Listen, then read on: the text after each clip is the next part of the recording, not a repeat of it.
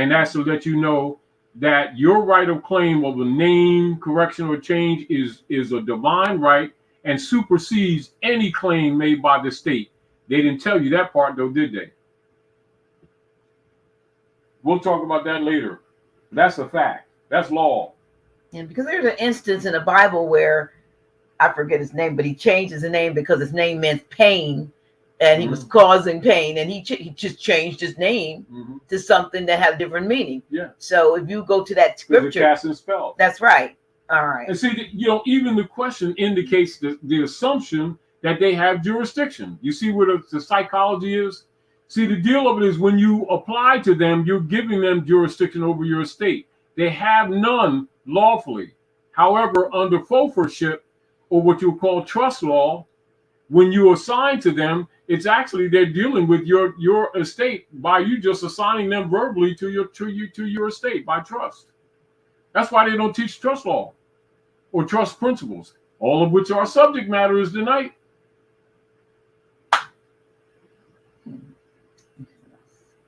You got to, you know how they say Satan has no power except what you give him? Translated into common civic order, the corporate state and the Roman Curia members have no jurisdiction except you keep applying to them and assuming that they have jurisdiction. Then they assume it. And then when they do, you always lose. Okay. So, Atiti Asha says, how do you get out of rapid antigen testing from work? What instrument would I need? You would do a reversion of a statement in the same nature. With regard to the deal testing, is they're assuming jurisdiction in personam jurisdiction. You would do a quo warranto. By what authority are they making their demand?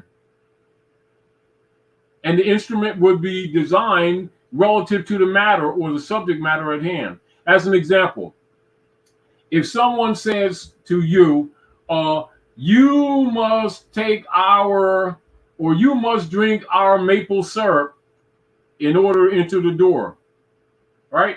A quo warranto would ask them by what authority they're operating so that you can make sure that you're doing right, etc., so that you can protect your rights and reserve your rights. And put it in writing. Don't do a lot of verbal talking. Put it in writing. And always name the person, not the corporation. And watch how quickly they don't put their name to it. Because they already know that as soon as they do, you can sue them.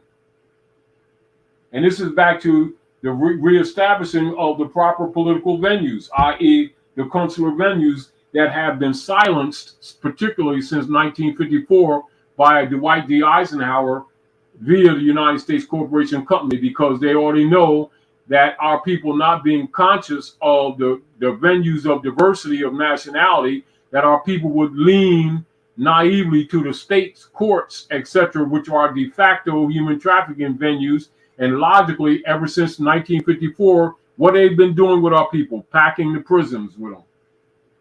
Wrong venue.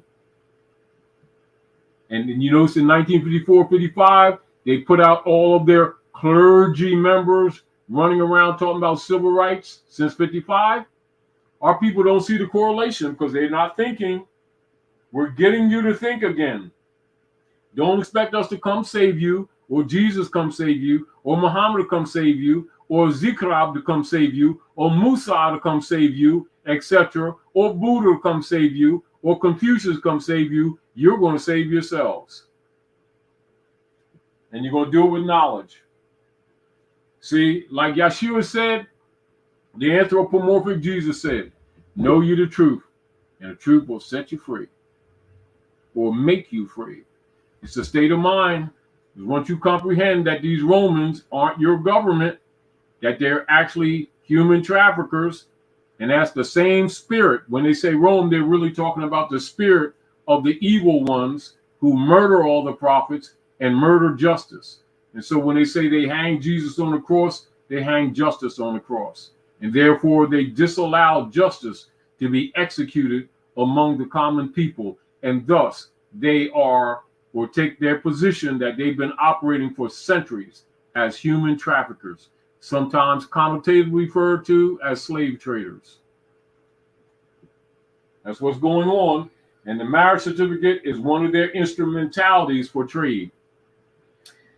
So said the Sambo says, if I want to get married, how would I do so?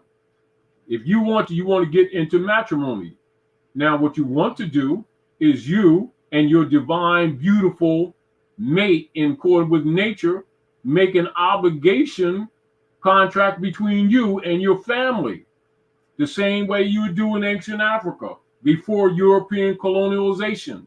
You would ask for the hand of your purported wife to the parents of that wife, show yourself competent, and in honor, basically by tradition, show dowry to show that you're not just coming for what you call a quick date, if you get the point. And then give as you take from the family, you show honor by that means. You make the honor between your family, not the corporate state. The corporate state belongs to the popes of Rome. Why would you ask the enemies of humanity and the enemies of your foreparents who've been lynching you, poisoning you, doing experiments on you? Why would you ask them for permission to do that which is yours by nature, by the divine source or divine creator? So as Moors, the way to come into matrimony would be matrimony, not marriage. Marriage the process. Marriage is based on the lower vibration, or what you call the war negative principle of Mars. I is the 9th letter of the alphabet, which is the I, or the 9 moons or the 9 months by which the woman or the matriarch brings life to the gates of the physical world, etc. And rage, just what it is. Rage is anger. Therefore, marriage in the nature of the Niceno-Constantinopolitan Creed operatives is a curse. Go into holy matrimony. Give marriage back to Rome. Go into your union with the proper spirit, in harmony with divine laws of nature, and respect for the matriarchy of life, the giver of life, the bringer of life, the womb of man, just like the honor of your mothers and your fathers, in harmony with nature. Get Rome out your life.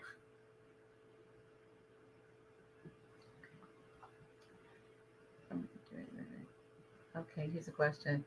Hi, Taj, can you explain a bit about a Moorish passport? I am very much interested about changing my nationality to the Moorish one. How can we travel from America, the corporation? I think that means even what has been going on under European colonial operations, which is why our people have been constricted in the first place. So the beginning of curing the problems that we've had with colonial operations, your right of travel is divine, and not by shipping bottomry instruments, which is what a passport is. For ships. Now, are you a ship, or are you a living sentient being? Thus, this is part of the work collectively that we all must do to reject Rome. Stop trying to capture the straw man. Choke it so that the instruments that they have created and sold around the world have no value, which is why, because remember, those things are traded as sureties for the United States Corporation Company. It's not your country. It's not the aggregate land. It's the private corporations of members of the crown or the Roman Curia, who has also made an agreement with all the clergy and all the politicians to send to the popes of Rome and to the crown, which includes all bar members and lawyers, 20% of all taxes collected against the Aboriginal people of North America in perpetuity. And lately, they've been doing it even to the hybrid European so-called U.S. citizens since the 30s. 20% of all tax goes to the crown and to the popes of Rome and your clergy in perpetuity by agreement of all these politicians you've been calling your mayors and governors, etc. They're not your members. and you're not members of them. They're Roman Curia members, and they've been doing this to you forever. The more you start rejecting them, they will have no power over you. The major issue why we're trying to get you active, not only at North America, but around the world, is to reject Rome, reject Rome, reject Rome, reject Rome's agents, reject Rome's Curia members, reject the barristers who comprise the crown of the circle, church, and chancery. And thus, you must reject their agents that are sent in your communities to sell you bond certificates that go to seed and company called the marriage license. Well, with regards to travel, we had this, by the way, we had an excellent event on last Friday, a week ago, up close and personal. I want to thank everyone that might be listening that came out. It was such a wonderful opportunity to come together the way we did. But there were some who traveled, via air and so forth, and they said they used their nationality cards wherever they gotten them from, and then there were others who could not get a plane. And this is different. These are different jurisdictional operations, and this is where people really need to understand political jurisdiction. As an example, I stopped flying at around 2:07. I think the last flight I took was 2:07 to Detroit. But I stopped flying. I want you all to, as an interim, look up Wigner's disease and Wigner's effect. Now, one of I will consider an honorable European daughter who's a scientist, and she studied under the world's most advanced and well-renowned nuclear scientist. And her name is Lorraine Murray, and study Wigner's disease and Wigner's effect, and you'll understand why I've told many people I stopped flying in 2:07. However, when I used to fly on my nationality card. As Moors began to become more cognate in different political jurisdictions, they start constricting because they were losing finance and also claiming jurisdiction over the people, etc. But keep in mind that that they have contaminated the upper atmosphere with radiation, and most of the planes are actually radiated, and they can't clean them, and they're actually shortening people's lives and also making them sick, which is again why I stopped flying. And they're not going to tell you that because they don't want you to know that that was also part of their kill-off plan for what you call depopulation. So look up Wigner's disease and Wigner's effect. However, point that I'm making to you is that I used to fly with my nationality card alone by itself, and they as people. Yes, and some people who are claiming the Jews that be Jews or not, but are not Jews, wrote an article about me around 205, 206 or something like that, and called me the Fourth World War. And so as the people started becoming more aware and flying with their nationality card, they start constricting them.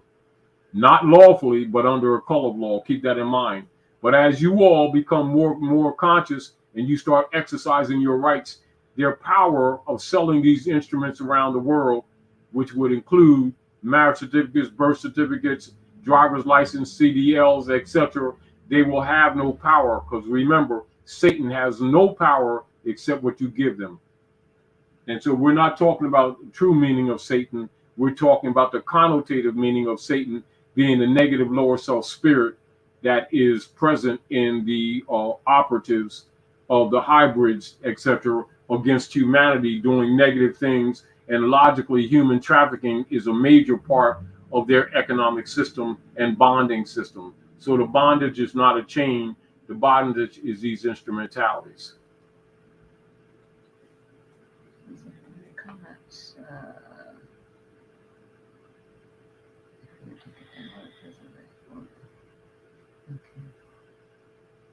And the same way, that I read earlier, just that general statement, which is one paragraph of the reversioner, and many of you who have the flash drive from Dr. Naila, look at the reversioner, and that'll give you an idea. And this is the other deal, is that the politicians, the fake members of the Roman Curia, don't want the people to know, is that the United States Corporation Company and all the states of institutions, then that would include the Queen's political operation known as Canada. That would include Canada, that the debts that they've been claiming to be the people's actually belong to them. And that's where 95 subsection A is really all about, that all the debts are really the United States and not the living people. And they've been converting their private debt on to you. So you need to be aware of that. That's why I put that in the reversioner, so that people can do the research themselves and see that these fake politicians are lying to you when they say that you owe them anything, that they're actually lying. Literally lying. Here's a good question from Reese Marcy Ladon. Long time no hear from, sister. Does the Great Seal of Moorish Affairs have a census of all the Moors who submitted paperwork over all these years? Over all these years with the different territories, in general, yes, but it's been pretty much loose. It's been pretty much loose. It's not consolidated. Yeah, not consolidated. But the real deal is the effect that it has had, that you meant, because the real purpose is that you're killing the straw man. That's the real purpose, and it's pretty much been effective. And keep in mind, any operations where the people have been operating over the years to help the people, they always, and it's never not been so, always infiltrate and always put someone in that starts disrupting. However, it didn't stop the continuous expansion and effect of killing the straw man, meaning that they interrupt, interfere, or undermine, etc. But guess what? The straw man is still being choked, which is really the mission, and is getting people to think and act, which is really the mission.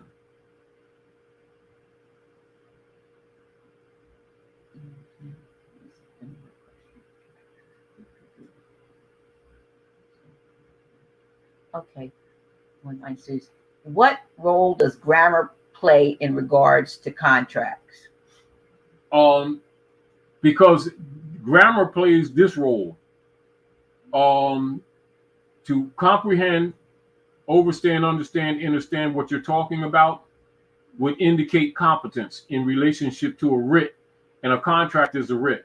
And keep in mind, the distinction between making a notice to someone, distinguished from applying to someone, which are opposites. A notice is an authoritative position of a being that has right of claim. An application implies someone who is subject or subordinate. And so you would not apply, you would claim a right. This is back to, must be very clear to everyone, the distinction between a birthright, or what is known as unalienable rights, and a lienable right, which is a licensed privilege. All licenses are privileges and are not rights, distinguished from rights.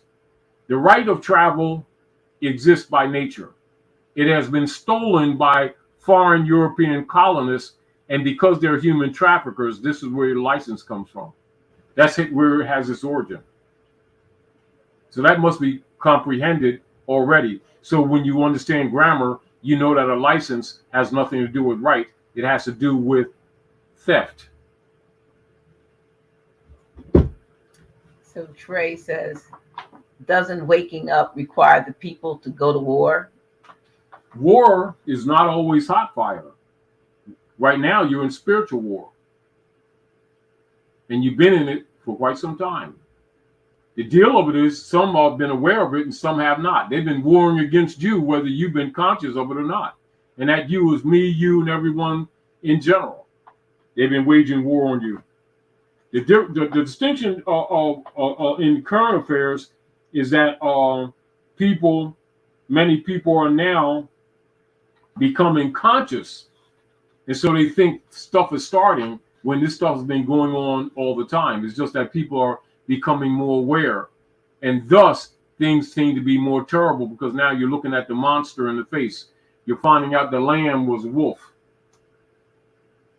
Here's a comment. Can Grand Sheik speak on having a license as a truck driver and the difference with non-commercial traveling? See, the right of travel or to move your goods across the land is what is called a substantive or write this down and do this research yourself. All stare decisis or res judicata rules of the highest court, known as the Supreme Court, in relationship to quote unquote substantive rights. And you'll get that answer yourself. And that's for everyone listening. See, the major thing we want to do here or share with you at the House of Reawakening Minds is to put the responsibility back into your hands of claiming a right that already exists. And the question is certainly apropos for many people who are listening, but they must comprehend and understand and overstand and understand that our conversation with you is to encourage you to claim the right that already exists with you and to be aware of it. And that we give you nothing. We share with you information so that you can recognize that the God is within, the right is within, and it is with you from birth. And what we're doing is purging Midgard Earth of Satanist operations. That's really what's going on. And we're talking about Satan, not the planet Saturn. We're talking about the negative lower self spirits who have been governing the planet under the guise of government, when in fact they've been criminal cabal operatives pretending to be government, and they've been doing human trafficking, which is really what we're talking about. And the masses, through their activity and consciousness, must start rejecting Rome, because you can't serve two masters. You can't serve divine source and Rome. Rome symbolizes the negative demonic spirits operating through humans, etc., on the planet. And Rome, symbolically in the modern operations, is the head of that evil on the planet. And the clergy has been their octopus arm under the guise of religion among the masses who thought they were loving Jesus. And that's the Article 3 of the Secret Treaty of Verona that I shared with you, that's in the congressional records for you all who think that the congressmen and the senators don't know that the clergy in all your little communities, all these poor communities on every other corner, they're not separate from the state. They are agents of the state. And their allegiance is not to Jesus, to Allah, to Muhammad, or to the ancient ones. Their allegiance is to the Pope of Rome, and you have been their product. That's a fact. And the marriage license has been one of their main instrumentalities for not saving souls, but collecting souls for the popes of Rome. And this is another reason why the world is in such a sorry state, because the people have not recognized that those standing behind the pulpits has been one of the major successful demons among the people, unsuspected. Okay, here's a question. Respectfully, Sabir states we can't travel without a passport. Please expand. Expanding is to admit that that passport is a compromise and not act like it's legitimate or that it's a success. It's a capitulation. Now that's a fact. Don't imply that it's right. So therefore, we all should be working to eliminate it, shouldn't we? Right. Shouldn't we? That's what should be said.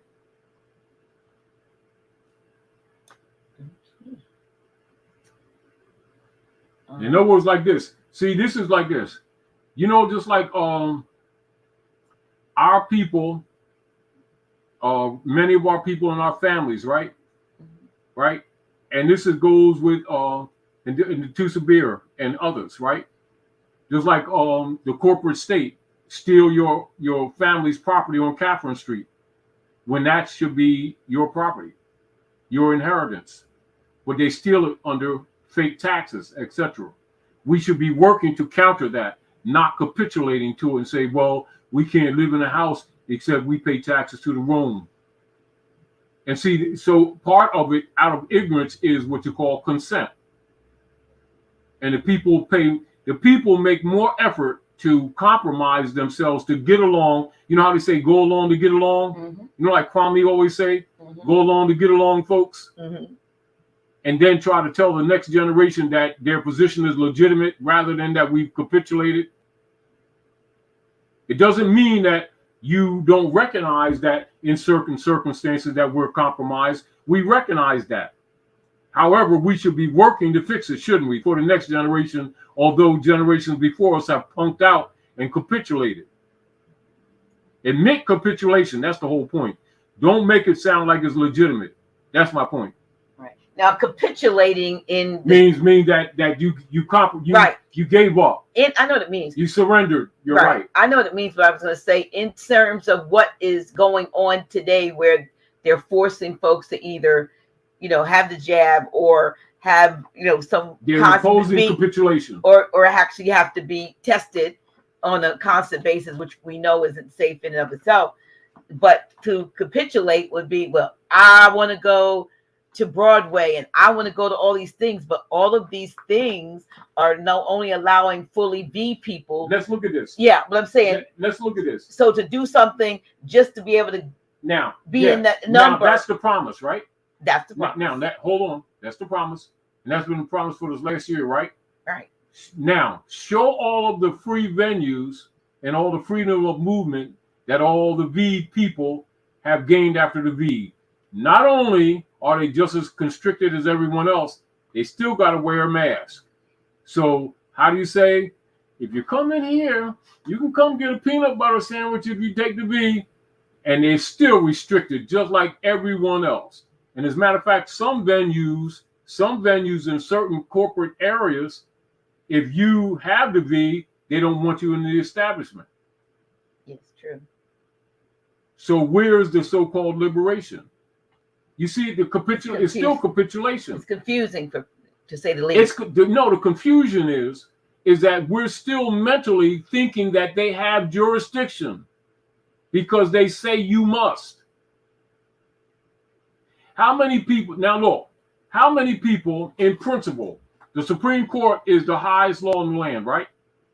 Right? Yes. That means if anyone read Article 3, Section 1, right? The judicial powers of the United States shall be vested in one Supreme Court and in such inferior courts as the Congress may establish from time to time, right? So the superior courts cannot have jurisdictional powers superior to the Supreme Court. The Supreme Court has said that employers have no right and cannot command that people be vaccinated in order to maintain their job. That is written. How many people respond to that, to the people who they're employed to?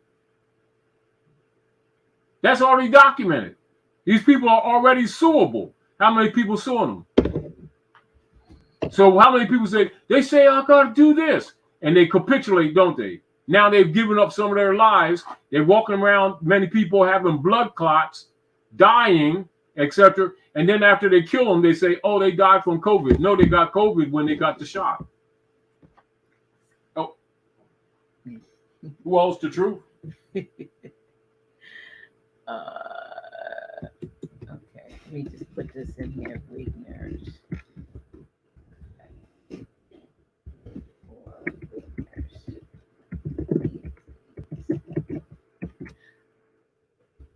Let me see if there's another question.